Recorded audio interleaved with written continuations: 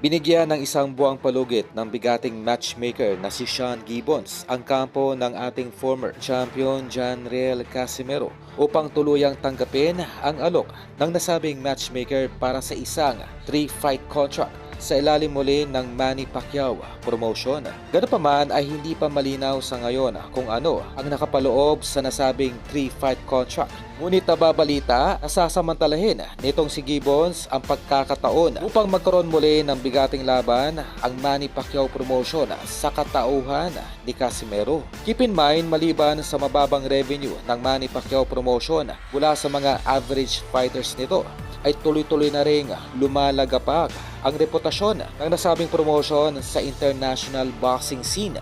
Dahil sa mga sandaling ito ay literal, walang pambato ang nasabing promotion mula sa mga talunan nitong fighters.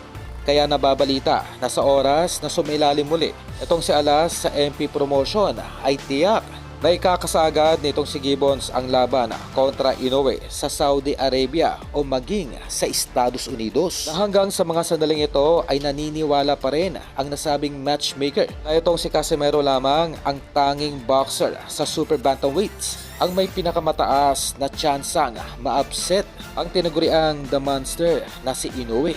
Kaya ganun na lamang ang frustration nitong si Sean Gibbons na mapasakamay muli ang minsan na nilang naging pambato ng kanilang promotion na si John Riel Casimero. At mula sa handang pagkupkup muli itong si Gibbons kay Casimero ay hindi pa rin malinaw sa ngayon kung ano ang magiging tugon ng ating pambatong si Alas sa kontratang inaalok ng nasabing matchmaker. Never a doubt. I knew you'd do it, baby. 3-time champion of the world, John Riel Casimero! Oh, God, baby! As for the